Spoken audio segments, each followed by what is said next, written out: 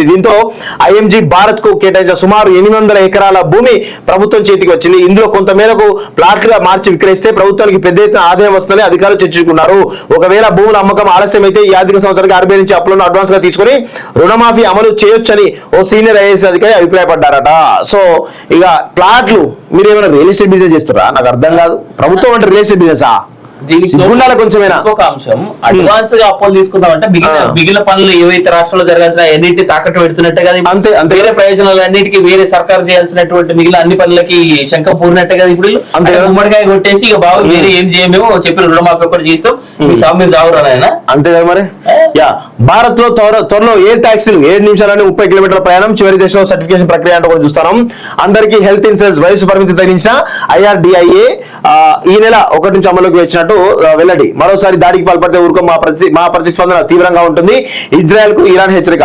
రాధాకిషన్ రావుకు మధ్యంతర బెయిల్. తల్లి అనారోగ్య సమస్యల కారణంగా మంజూరు. నేడు మధ్యాహ్నం 3 గంటల వరకు అనుమతి. చూడండి, తల్లికి సంబంధించినటువంటి అనారోగ్య పరిస్థితి కూడా కేవలం 3 గంటల వరకు మాత్రమే పర్మిషన్ ఉంటుంది. అంటే ఇట్లా ఉంటుంది పరిస్థితి వాస్తవం చెప్పాలంటే. చేసిన తప్పు ఆ అధికారులు ఎవరు? ఇది చాలా ఇంపార్టెంట్ అంశం. దీని గురించి మీకు చాలా క్లియర్ గా చెప్పాలి వాస్తవంగా. ఒకసారి దీని గురించి చదివిన